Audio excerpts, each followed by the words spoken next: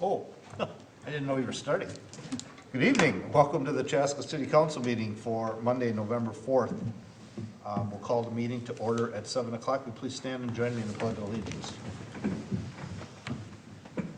I pledge allegiance To the flag of the United States of America and to the republic for which it stands, one nation, under God, indivisible, with liberty and justice for all. Good evening. You caught me off guard. I wasn't quite ready to go live. So welcome, everyone. The man behind the wall says sorry. But with that, Nate, will you call roll, please? Yes. Councilmember Hatfield? Here. Councilmember Hubbard? Here. Councilmember Wong? Here. Councilmember Grau? Here. Mayor Winchell? Here. Moves us on to item number 4, adopting the agenda. Is there corrections or additions to the agenda? If not, I'd entertain a motion. I make a motion to approve the Motion agenda. by Councilmember Hubbard, I'll second. second by Councilmember Wong to adopt the agenda. Discussion. Hearing none, all in favor signify by saying aye. Aye. Opposed, same sign. Motion carries. Moves us on to visitor presentation. We'll move past that. I don't see anyone here. Next, we'll move on to approving previous meeting minutes. Again, there are no corrections. I'd entertain a motion. So moved.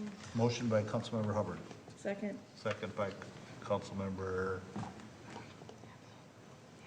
Hatfield. I get one down and I lose the other one Yeah, now. well, Discussion. Hearing none, all in favor signify by saying aye. Aye. Opposed, same sign. Motion carries. Moves on to item 7, consent. Again, items that don't necessarily need conversation, but we can talk about any items, but primarily need approval from the council. Again, discussion. Hearing none, I would entertain a motion to approve consent. So moved. Motion by Councilmember Wong, Second. second by Councilmember Grau to approve consent items. Discussion. I saw that. Hearing none, all in favor signify by saying aye. Aye. Opposed, same sign. Just a little name tag, so you know who I am, is all. For the I'm viewers. gonna need name tags for everyone before long, I don't know. Moves us to item 8, adopt resolution 2019-117, public hearing, consider certification of delinquent utilities and miscellaneous unpaid fees. Mayor and Council, this is an item that we address each year as we go back and look over the last year at any unpaid utility bills or fees that we have through the city. During the month of November, we have to certify any assessments to the county so that they'd actually show up on the property tax bills for the next year. You'll see that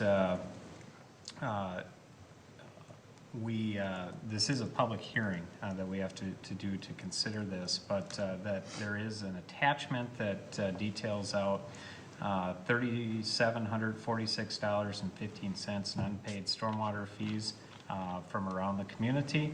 Our process is that we provide a 30-day notice to these property owners to give them one last chance to pay before we'd actually put it on the bills. And then if we haven't received payment by tonight, then we would hold this public hearing to consider putting it on their property tax bill for next year.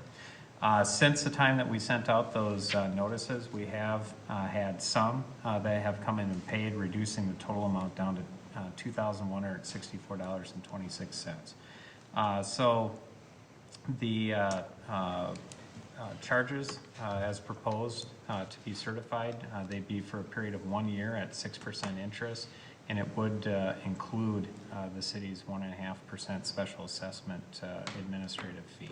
So with that being said, I can certainly answer any questions, or Noel can too, but again, this is something that we do each year to make sure that we're keeping on top of unpaid utility bills. So staff would recommend approving this. This is pretty small. This is Yeah, it's a relatively one of the small issue. smallest.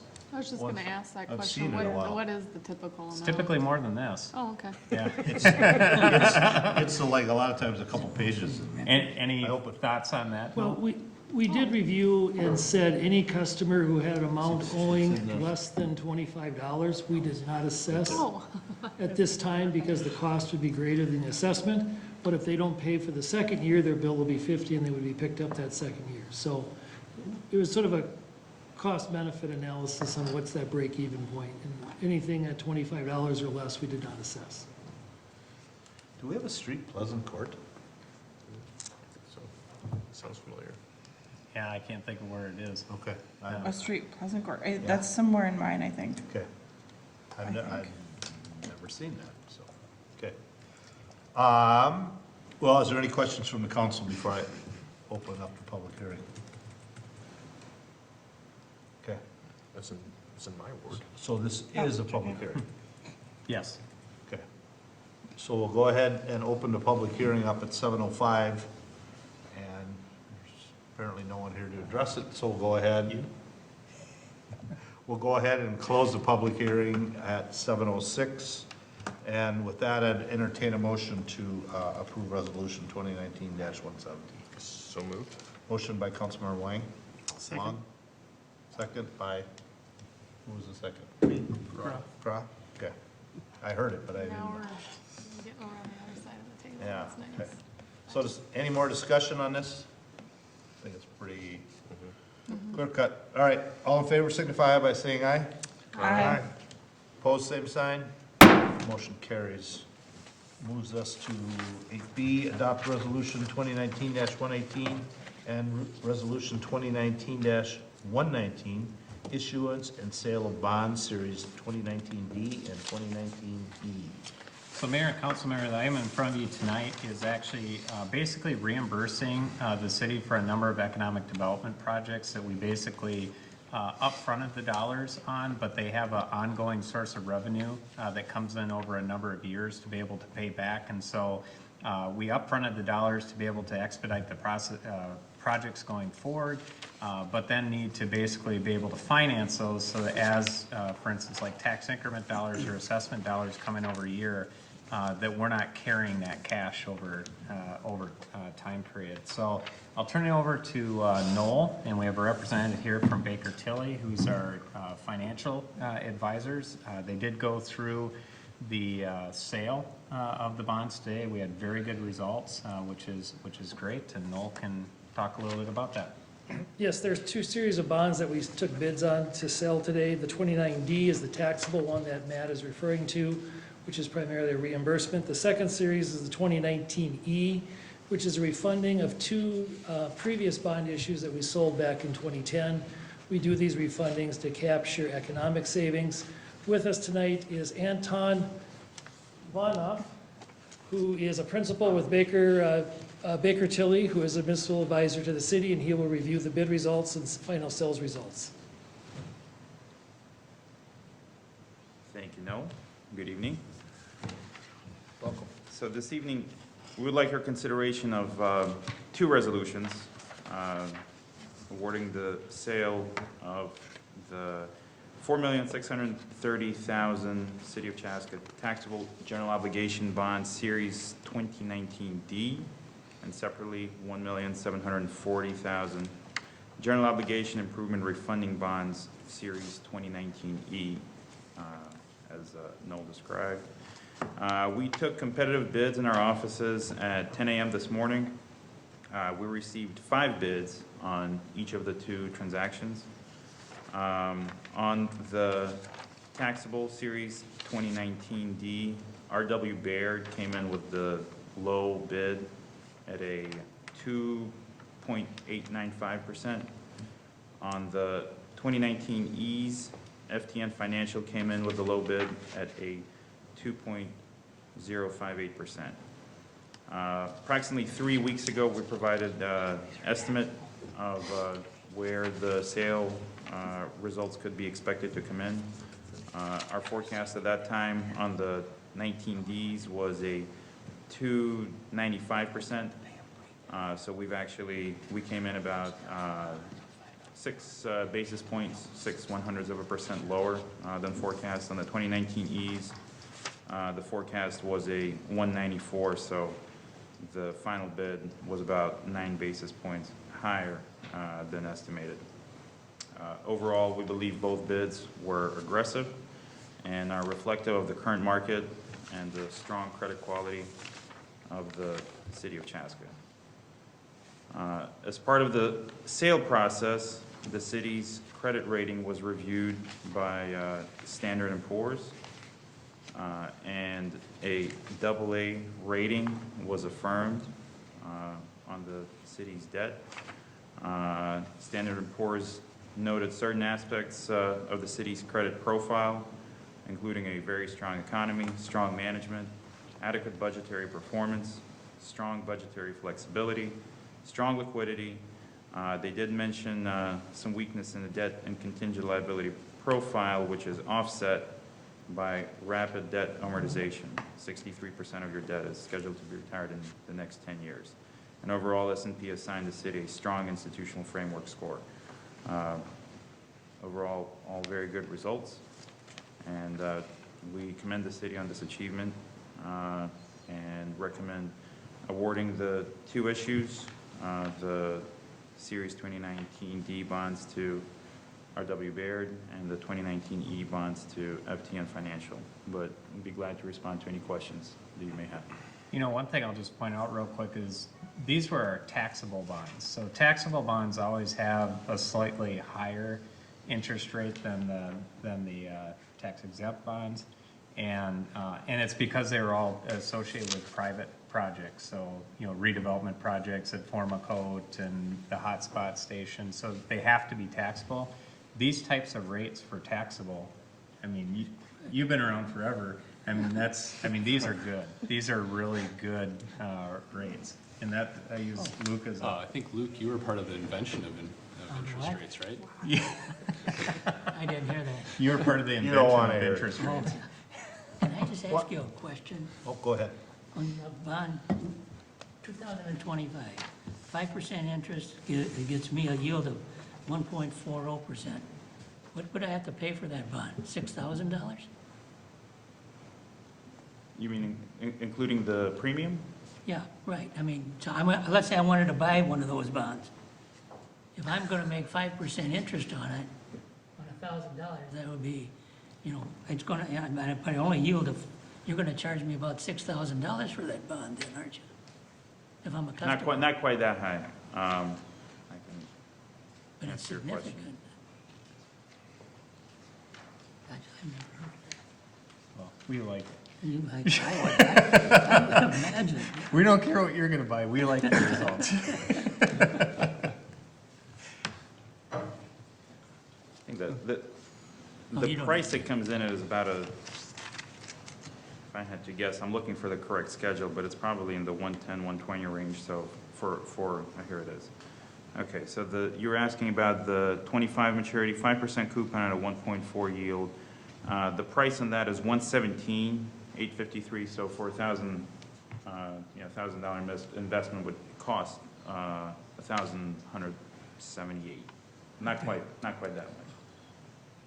But you will notice, compared to the numbers that were circulated earlier and the number that we took bids on, we took bids on a tax exempt, a $1,965,000 offering. That number is reduced to the $1,740,000. That's a function specifically of the premium that's being generated. So you're issuing less in par than what was forecast. The numbers don't match. Why is there such a difference between the two, or are they just different type of bonds? Is that the reason? The biggest difference is that the Series 2019D is a taxable, and that you do pay higher rates. The second one, the 2019E, is the refunding bond, but it is a geo-tax exempt, and therefore tax exempt rates are usually lower. And that difference in rates represents to the bond buyers the yield they would get for investing their dollars. So someone who has to pay taxes on the interest they earn off of the coupon on the taxable bond, they would have to pay taxes on that, and therefore their net yield is reduced. Someone who buys a tax exempt bond doesn't have to pay taxes, so they'll take that lower yield and basically break even. So it's a function of what the market bears, and that's why there's a higher interest rate for the taxables.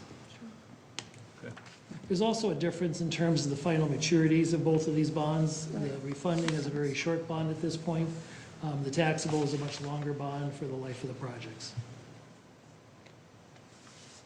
Okay. Any other questions up here? Okay. Thank you.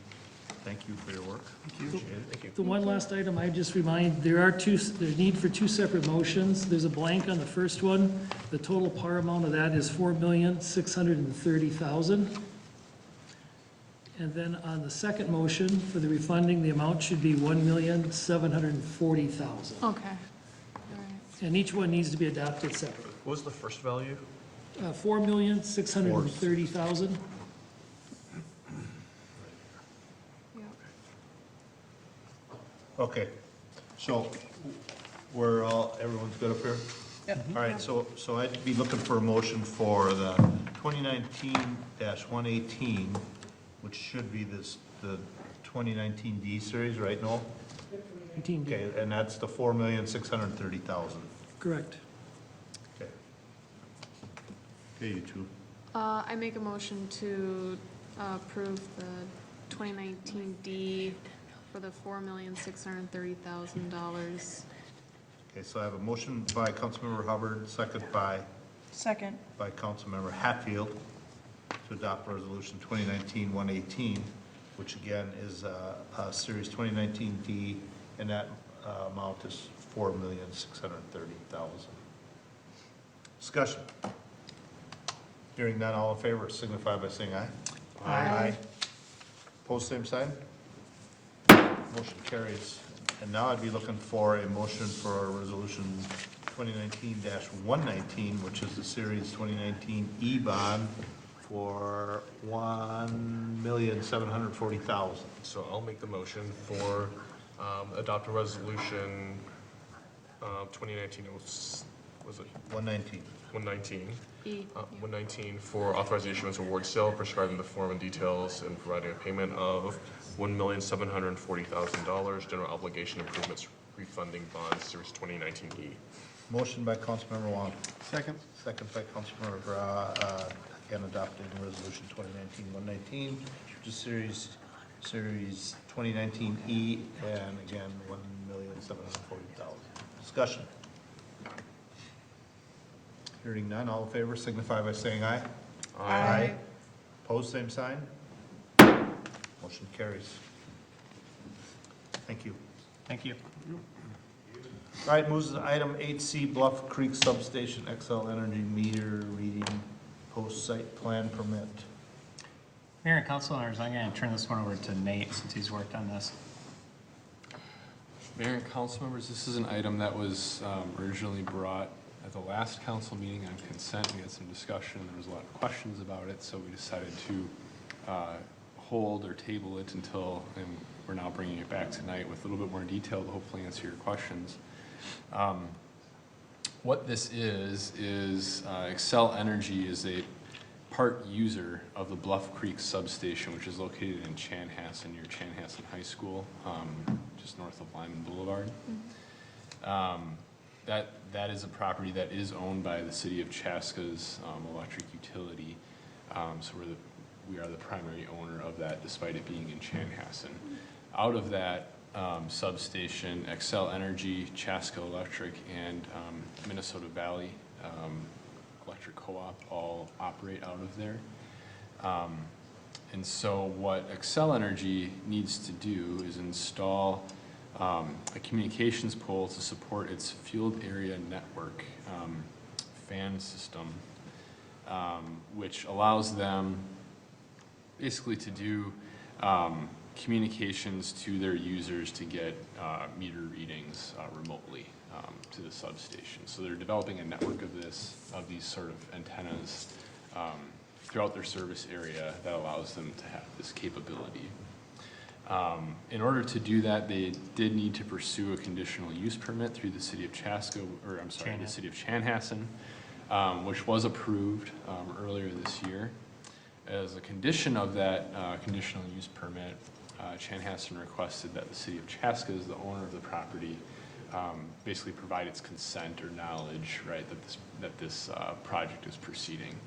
Now, per the agreement that we have in place with Xcel Energy in order to function out of that substation, they're able to build and do what they need to do to that facility to be able to, provide the power to their customers. So there's nothing really in that agreement that prevents us from providing this acknowledgement. It's more meeting a need that the city of Chanhassen put forward in their conditional use permit. I think the way to look, stating that us as the owner, right, is aware that this project is going on. I think the way to look at this is we don't have the ability to not allow Xcel to put up the equipment that they need to. Now, they have to meet the city that they're in's requirements for these, and that's why they had to go through Chanhassen's conditional use permit process. But for Chanhassen, probably similar to what we would do too, is typically a city who's taking action on something that affects another city as a courtesy will just say, okay, we'll give you the conditional use permit, but we want to make sure that the city of Chaska is aware of this, and if they have the ability to do anything as far as approve it or not approve it, to give them the opportunity to do it. So it's more of a courtesy requirement that they put in their process. The reality is that Xcel wouldn't have to ask us to do this because they have the right to under the agreement to do it. So it's a requirement that Chanhassen put in that that is a requirement for Xcel to get their conditional use permit, but we don't have really the ability to not allow them to put up equipment that serves their needs. So so this is more fulfilling the requirements that Chanhassen has for their conditional use permit than it is anything else. So, and just to clarify, so based on this, my understanding is that, so we actually own the land that's in Chanhassen. Yep. That Xcel is using under its conditional use permit. No, it's not under we actually have an agreement with, and we actually share some equipment with Xcel up there. Okay. So just to give you a sense, so the Bluff Creek substation basically serves the whole east half of our community. And so Xcel sort of has two things going on up there. One of them is that they provide us with all of our wholesale electricity coming in through that location into the city of Chaska. The second one is that they also provide electric service to the city of Chanhassen. And so they're both sort of fulfilling our requirement of getting our wholesale electric up there, but at the same time, they're also a retailer or reseller too. So there's multiple things happening, but basically years and years ago, and I don't know exactly when it was, but basically they came to a conclusion that they both, it's Minnesota Valley too, everybody sort of needed a substation in the same area. And it made sense to share equipment and do this stuff together than to everybody build their own substation. So, under the terms of the agreement, they basically have, so I'm assuming that based on our agreement as the landowner that Xcel is using this with, our shared use agreement basically says if they need any equipment they need to put on site, they're allowed to put on site, given, any proper permitting and stuff like that from the city that it resides on. Yeah. Okay. And quite frankly, if that property was located in the city of Chaska, they'd still have to go through a conditional use permit for that tower to make sure that they're meeting all of our local requirements to do that. I'm assuming our requirements in Chanhassen's are pretty darn similar. So what they went through in Chanhassen is probably pretty similar to what they would go through in Chaska if they came through here. So under a hypothetical situation, if for some strange reason someone said, no, we don't want to put this tower up, what would happen? Well, I mean, it would significantly impact their ability to provide their service the way that they want to, and so they probably would challenge us legally on it. Yep. Yeah. Based on our joint usage Yeah, agreement. so basically, we had already kind of proxied over that through the joint use agreement, say, hey, no, you're reneging an agreement, so. Yeah. Yep.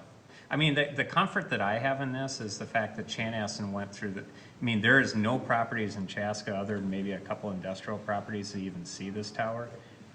So, actually Chanhassen has some residential neighborhoods that are just to the north of there, and so I take some comfort in knowing that they've gone through that process, because they certainly have residents that would have much more of an impact than any Chaska resident. Well, and part of, that's why we brought this back, because the report we had wasn't very clear. I thought it was in substation we just built.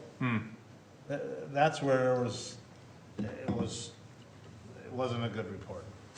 Just pure and simple, because it didn't have any information in it. It just says we're gonna put this pole 140 feet high.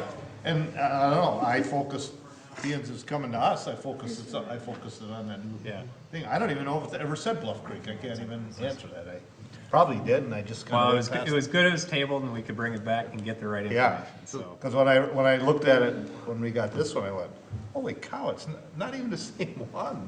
Completely different. Like I said, it's in Chanhassen. So Go ahead. So one just last quick one last question. Did we ever figure out like what the service area of that tower was? Because it's like in terms of, it's a broadcast tower to like get meter readings, but how wide of an area is that? Well, I'm sure for them there, it's probably covering most of their city of Chanhassen. You know, they wouldn't have any of that, they wouldn't have any customers in Chaska that they would get off of that. We do have a little piece of Chaska that's actually in Xcel's territory, but not very much. So most everything that they're probably gathering off of that is probably in Chanhassen, sort of the South Lake, Minnetonka area. Is Victoria Xcel too, or is it? Yes. Okay. Yep. Tour. Parts of it. Parts, yeah. Yeah, parts of it are in Probably Minnesota the Valley north too. part. The north part's in Xcel, the south part's in Minnesota Valley. Yeah. It did say Bluff Creek last week. Did it? It did. Well, why didn't you catch that and bring that to our attention? I was inadequate as well. Last week you were really worried about like how tall it was and there were gonna be lights Yeah. on it and I didn't know you were questioning the location. I've been like, look, Well, if it's to us. I guess It was, regardless, it in was my good to get head, more Bluff information. Creek was Clover. I don't know. I was directionally challenged. It was good to I get saw more that, but- information. Those are the okay ones to table. If we haven't provided you with enough information, we need to do that. Well, and I saw that it was something about Chanhassen. I go, well, what is Chanhassen? It just wasn't clear. Boy, I was really out of there. It did not say Chanhassen last time in the subject. Didn't? it did not. It did no. not. It didn't say It just said Bluff Chanhassen. Creek. It just said Bluff There, Creek. somewhere I saw something. why- Yeah, it doesn't matter. It's fast. We're good. It was very short, so that's fine. You're Yeah. coming back. Look at all the detail. So we're good. All right, Can I make a motion? yes. I make a motion to authorize the mayor to sign consent statement within the city of Chanhassen. Conditional use permit, site permit number 2019-07, Xcel Energy meter reader pole special provisions. Okay, I have a motion by Councilmember Wong, Second, second by Councilmember Hatfield to approve the meter reader pole plan site permit in Chanhassen. Discussion. Hearing none, all in favor signify by saying aye. Aye. Post same sign, motion carries. Moves us on to bills. Anyone got questions? Only a few. I'm gonna let him go. 'cause- yeah, he usually answers mine. Yeah. So, let's see, page 5, there's questions, as part of the Comcast one, just like the third statement, is fitness TV cable.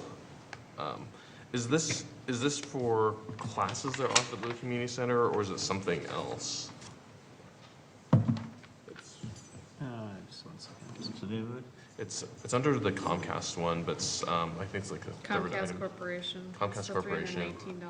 Yep, It's page 319. Yeah, Oh, that, Oh, not that page. That page on the. It's probably the fitness room's that- cable. yeah. That's I would that's assume it's for the- that's the fitness center's cable, so we have a special package down there. Oh, it's a different Yeah. package. No. So, can I interject for just a second? Yep. Since we're You're on that asking me. page, one of my questions, if you didn't hit it, was the permit refund for Chaska High School. What is that in regards to? $625 refund permit charges. I just was curious. Yeah, I don't know the specific, I can find out that one. It's not, I mean. Typically, what I'll tell you on those permit refunds is it's typically escrow that we hold until they get a project done. I don't know what project that would be, but typically when you see those refunds, this is for no, I think it might be. Yeah. I'm gonna find out for you. I'm not going crazy. I'm gonna find out for you. No worries, okay. Sorry, Mike, yeah. Oh, no worries. Okay, so page 8, This one's under that, Kuski Construction. It's more actually about the context of it. It's like, do we use for, like, a lot of our contractors, do we use, like, performance incentives for them to complete on time? Or what happens if they don't hit their timelines from a payment perspective?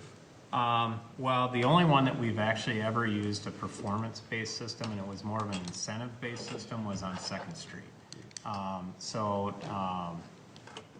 Otherwise, there are penalties, and it depends on contracts that you have. There are penalties for not meeting certain criteria. I can tell you from experience that those are really hard to enforce because there's usually some reason that that is argued to be legitimate in those cases. But the only one we've actually ever used an incentive-based system was Second Street, and the reason we did there is because we wanted to get the project done as soon as possible, and so they actually received bonuses for getting done ahead of schedule. So. Okay, cool. And so, like, if, in this case, if, like, for example, I haven't been down there in a little bit, but if, let's say, like, a contractor's working on something and then sort of hit the winter season, right? Now, you've kind of got construction stopped because of weather. What happens? Well, so I will tell you on the downtown reconstruction, that wasn't because of weather that they had to stop. It was because some archaeological studies that they had to do with it. But we don't really have a concern that they're going to be closed up by winter. Yeah, more of it as a general question, what's the? Well, there's a lot to do. There is a lot to do. I Absolutely. mean, Kind of fun the way it is. it's gonna be cold, so that was feel like something we I do wanted to bring up. Yeah. Like, I went by there today, there was no one working. We could have, what we could have Matt do is to give update, and I could send it out to you guys to sort of say what's left to do. I mean, more, Fourth and Walnut is, getting curb and street back to grade, but Yeah. getting pretty tight. I'll have him put together a schedule so that you guys can sort of know what to expect there. Cool.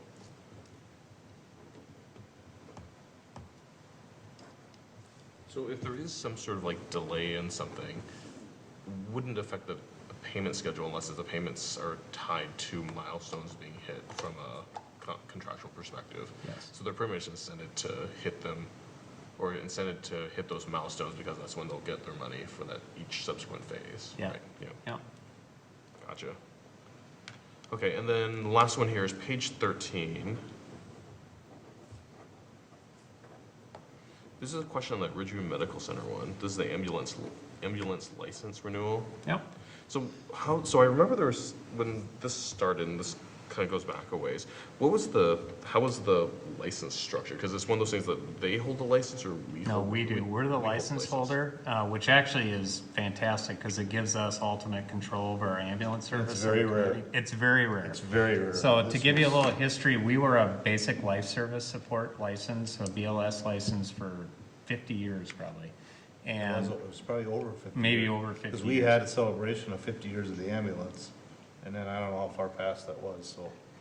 One of the things that we found is that, especially when we had Alina as a service, their rigs were coming from a very long ways away, and so we weren't able to necessarily get the level of ALS service that we wanted to ideally have in the community.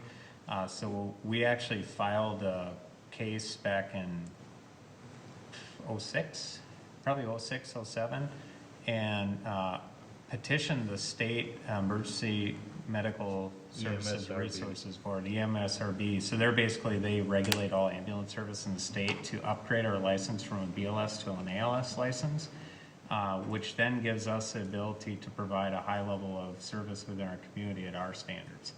And it was the first time in that board's history that they actually granted that upgrade to it. And what it did is it allowed us to go out and contract for service. At first it was with Alina. We were able to change how they provide the service here, and then gave us the ability to get Ridgeview now to come in. It also, I think, is a big reason why we have the 212 Medical Center now too. So it was a huge milestone for us, and really has given us the ability to have ALS service in the community basically all the time. Where before they were coming from the airport or Eden Prairie, or, I mean, long ways away. There's another reason to do Citizens Academy. Chief Wavy will tell you all about it. I remember the day because everybody was like super excited. I mean, Yeah, it was like, there was quite a sigh when that happened, that no one ever thought, never expected that to happen. You can never be able to do that today. yeah. We actually had Luke's partner, Mac Willinson, represent us in that process, and he did a absolutely fantastic job. It's still, even to this day, it's kind of a rare thing, I take it. Yes. Well, it's very rare, because Yep. ambulance holds, it's called a PSA, their service area, and they own that. And so by us owning our license, we own our city PSA. So if at some point we're not happy with the services provided, and if the city decided we could start our own ALS ambulance service here, which is rare because there's a lot of fire departments across the area that get fed up with their services and are looking for that. And with us holding that license, that just gives us a little more leverage than other cities ever have the ability to do. I mean, just the fact that we weren't happy with the service we're getting, so we could just say, oh, we're gonna get a different service. Other cities just have to deal with that.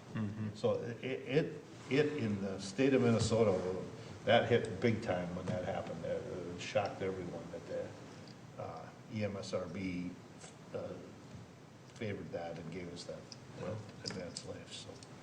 Very cool. Cool, that's all. But that's why we have to pay for the license, because it is ours. But we have to get it from Ridgeview? Or so because it looks like this fee was that we paid Ridgeview.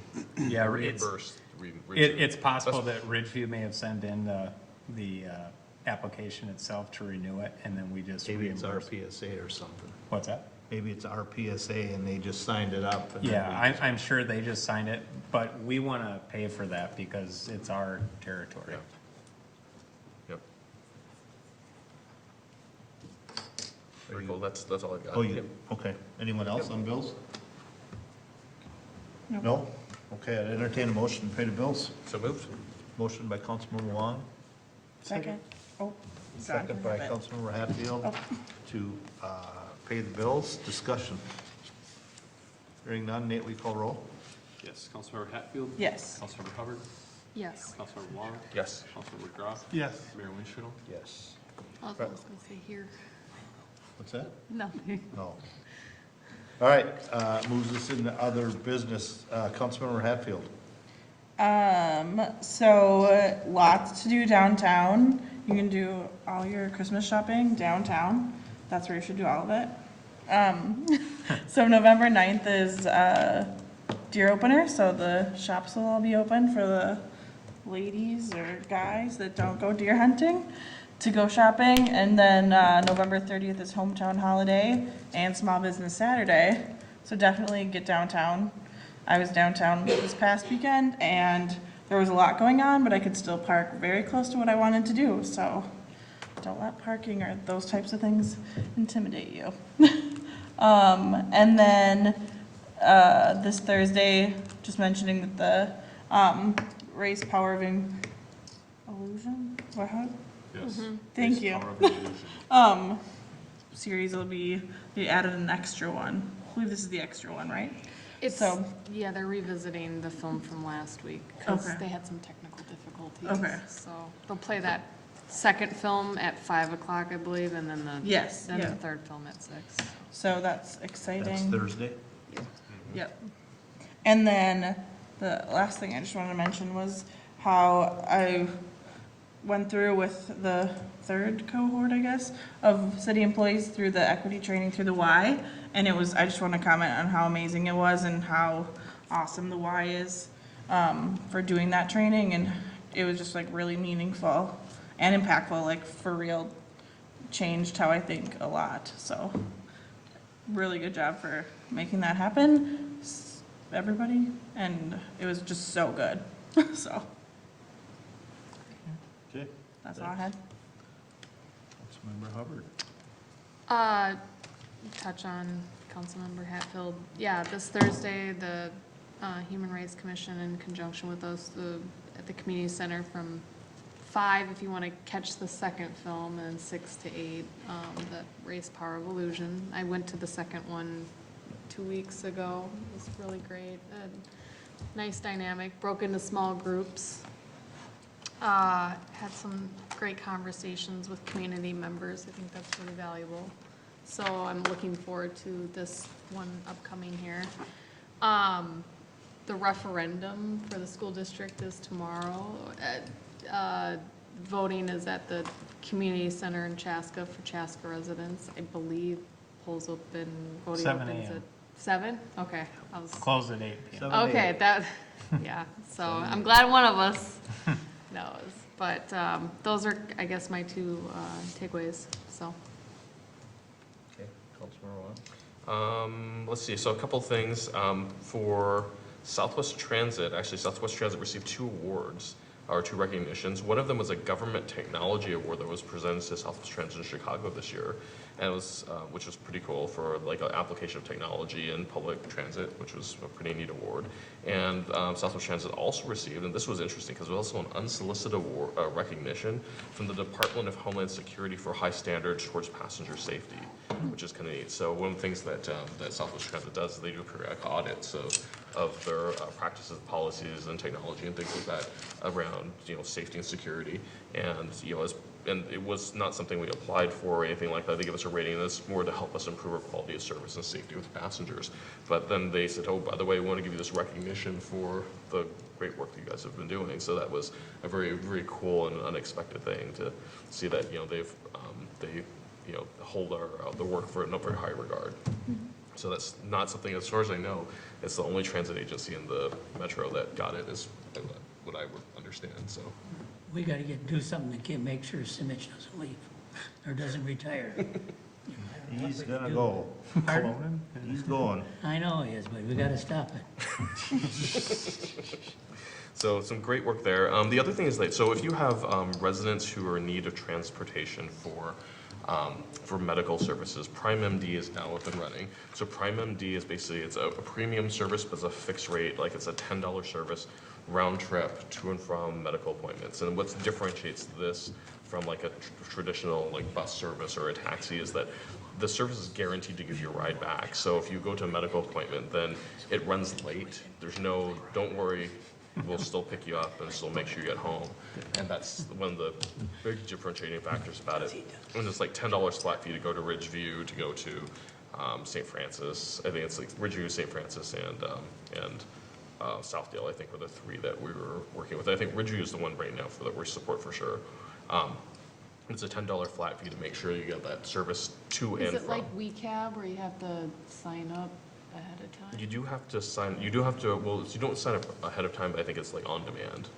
So. Okay, but like, do you need to get registered? Do you? Yeah, I think you through the app. WeCab? Okay. Yeah, WeCab you have to register through. Yep. WeCab, yeah. So Okay. it's kind of like that, but it's uses the Southwest Transit, Sure. user, Yes.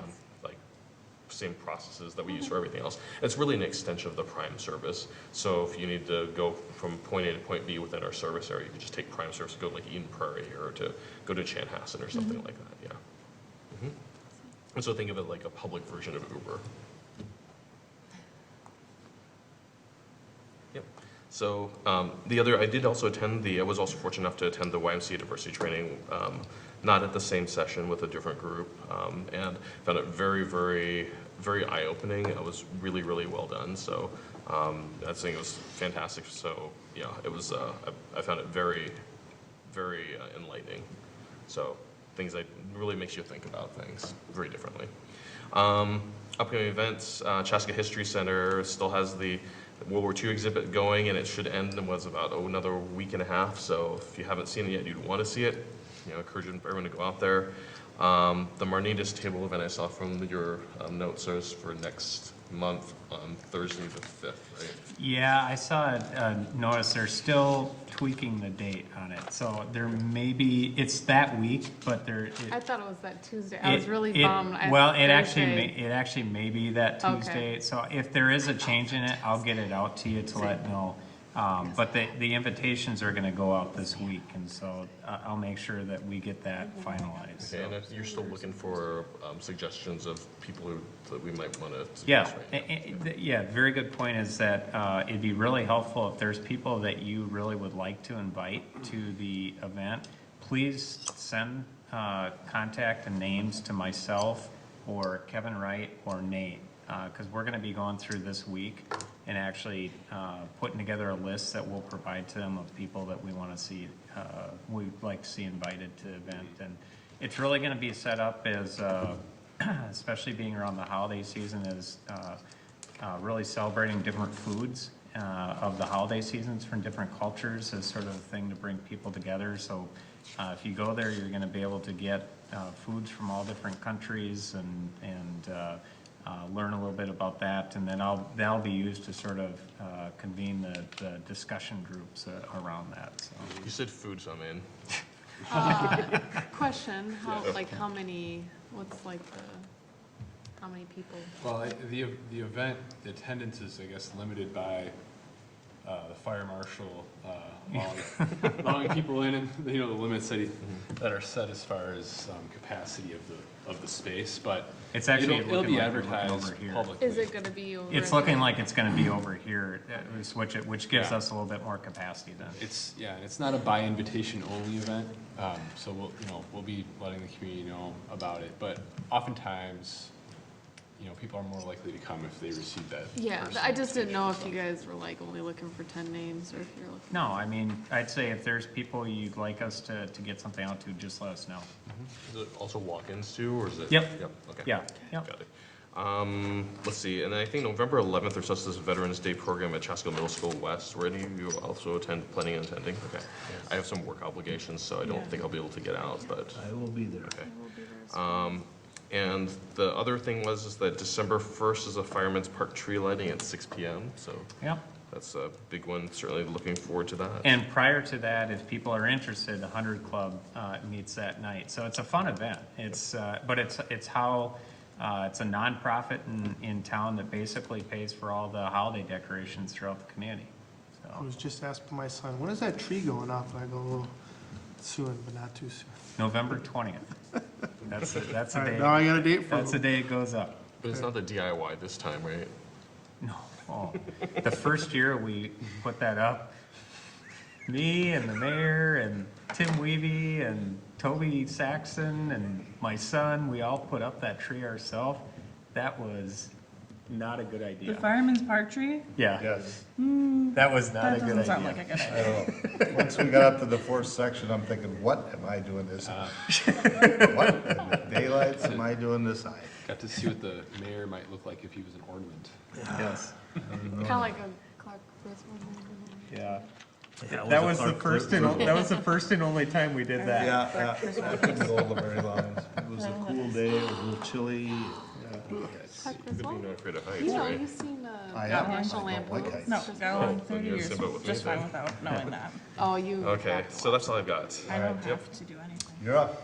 I just wanted to just take a shout out to Halloween Live. Thought that was well put on again, looked pretty busy. It was fun, just fun to see kids in costumes and dancing and music and games and everything like that. So it was a good event.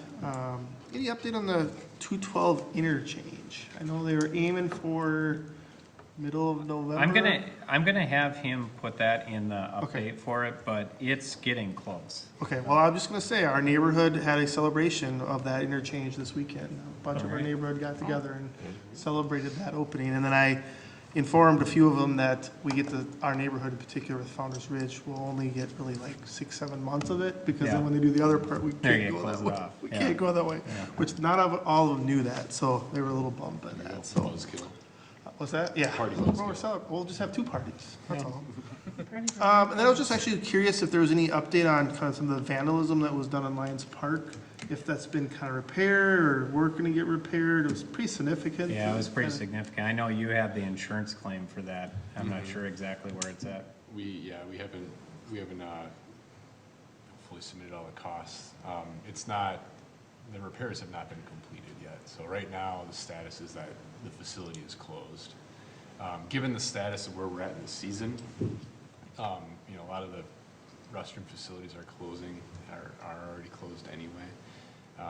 And so I think with that being the case, you know, Public Works is taking time to address other more immediate needs, and, you know, that will be taken care of over the winter, and, you know, before the facilities reopen next spring, it'll be ready to go, but.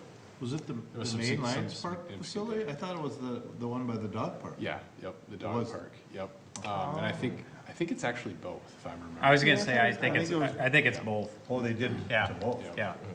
Now, I might be naive, but generally speaking, we don't have a lot of situations where like that extensive amount of vandalism. Maybe not occurred. that extensive, Yeah, right. but it's not uncommon for us to go through a summer without, I mean, the common ones I've seen in the past is, you know, somebody setting shingles on fire, or, I mean, you name the stupid thing that they can find to do to it, they'll do it.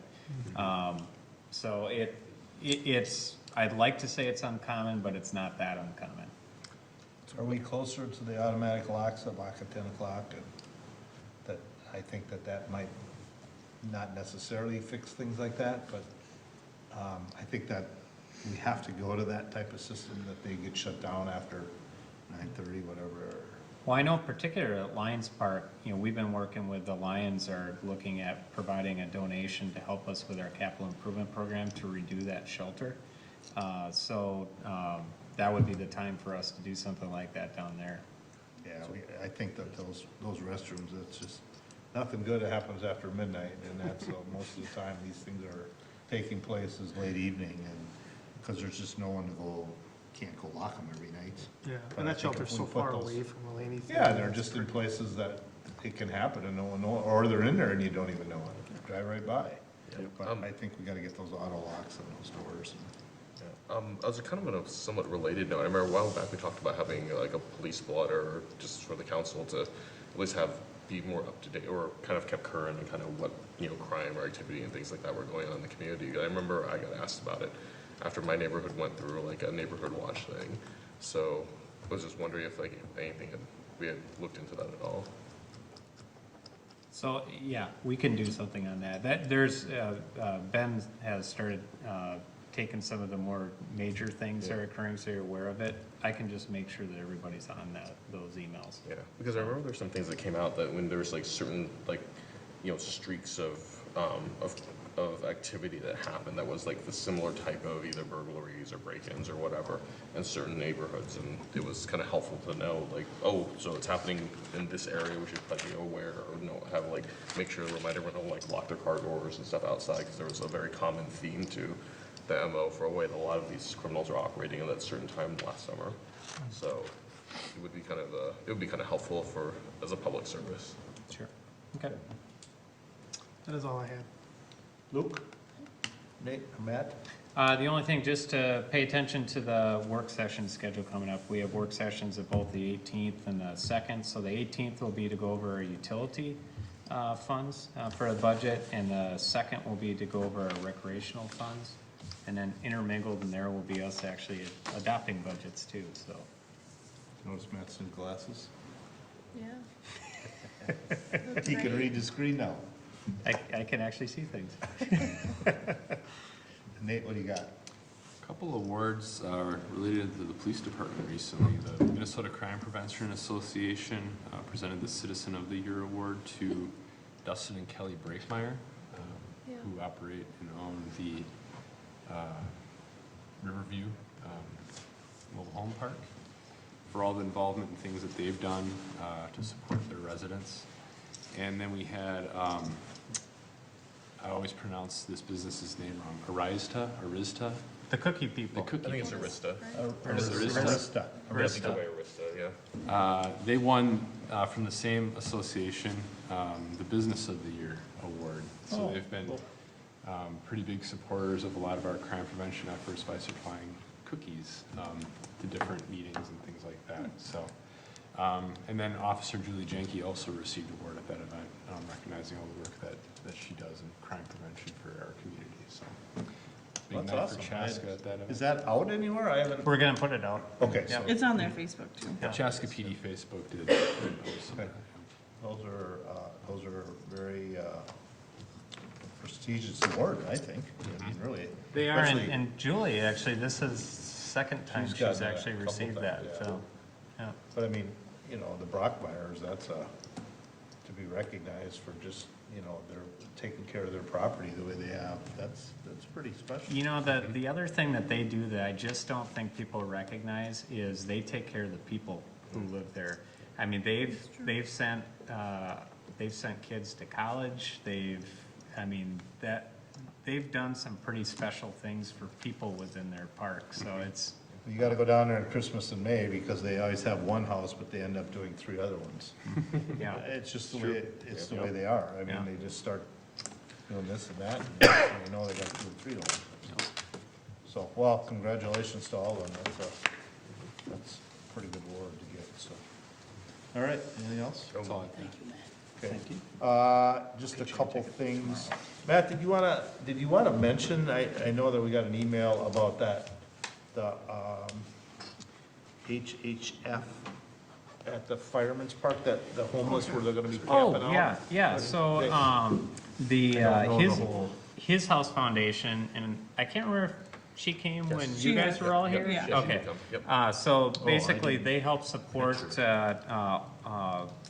helping homeless within the community. They run some things out of the Moravian Church. They're gonna have a special event on Saturday, November 16th at Fireman's Park, where it's gonna be basically a camp out in the park to really bring recognition to, you know, people who have to spend lots of time outside and bring some awareness to homeless. We have,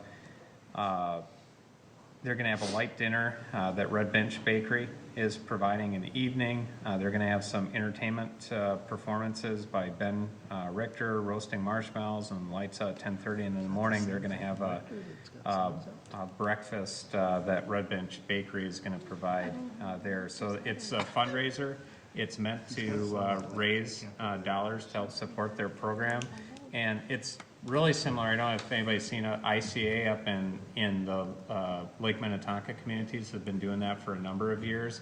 And so very similar to that event that they bring that down here. And anyone can camp? Yeah, you know, basically through His House Foundation, you can, you know, basically register a camp. It's, you know, I don't know what the fee is, but it's a fundraiser, so. Do you have to bring you know. your own tent, or is it? What's that? Tent? Well, you just, the Bring ground. your own? It's or- cool that, The ground. it's cool that you can bring a tent, because normally you just like sleep on, like when you do them in a city, Put it in a you, box. you sleep on like cardboard. Yeah, Or something, It- yeah. Because you're yeah, supposed to like experience, the point is like experience Being like what it outdoors. is to sleep out in the cold. Yeah. but I think next weekend, or that weekend, there's probably gonna be experiencing the cold. I think it's Yeah. supposed to Yeah, get pretty I'm cold. interested, because Yeah. like Gustavus, they actually do a homeless unit, and they camp out, and students camp out, and I actually wasn't in the class I ever did, but so it's caught my attention, but I don't have a tent, so I was like, Well, if you need one, I have one. Yeah, I have like 8. You want can you one? put it up for me too, because I'm gonna be honest, probably don't know how to put it, I probably can figure that out. But I can do a big box, Yeah. a refrigerator We can. box, Actually, my sister, they're mostly my sisters. but yeah, that's. It should be a neat event, though. I mean, it's something that'll be really visible in the community, so. They're really cool events, Mm-hmm. yeah. She did give a really nice presentation. She was up here, was in the spring, I think, right? Yeah. Yeah, she actually does a lot in the community. A lot more than anybody probably realizes. All right, I got a couple other things. The Veterans Day program at the middle school, if you've never attended, it is really, they do a very, very nice job. The attendance of the vets is going up every year, so it's really a nice program. The school does a great job with it, so if you get the opportunity to go to it, I believe it starts at 8:30, it's later now. I think at 8:20 or something? Yeah, it's, Oh, yeah, I have it here. but it's a great event if you haven't been to it. 8:40. If you have the opportunity and you're off that day to go to it, it's a great event to go to. The referendum, all I'm gonna say on the referendum is go into the booth educated. There's still time to check out. I know there's a lot of videos floating around. You have to determine who has the correct information. Numbers are tough to prove right or wrong, but go in there and be as educated as you can be when you vote. It's important to all the communities, whatever the outcome is. So please get out and vote. The voting poll in Chaska is at the community center in the community room, I believe. So there shouldn't be long lines, so make sure you get there and vote. Like I said, how you vote, that's up to you, but just please get educated on how you want to vote. Lastly, I just want to talk a little bit, we talked about ambulance and stuff like that. The fire chief sent some numbers to Matt and I, which is kind of interesting. They had 30 calls from Monday to Monday last week, which is pretty high for a city our size.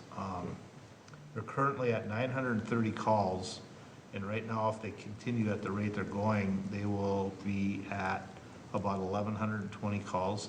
That's a 256% increase since 2013. So that's how much that this medical and fire world and everything is changing. So you can see the highest number that we ever had available to them right now is 916 calls, and that's when we were still running the ambulance, and 650 of them were ambulance calls. So that just kind of talks about that. And he does talk a little bit about the duty crew, about how they've kept the all calls down a little bit by some of it's from duty crews having that available, so that helps everyone. And then he also sent one about that they had 3 different calls where they've had saves, and those people are at home after they've used the Lucas, which is a automatic defibrillator that they can put on the patients.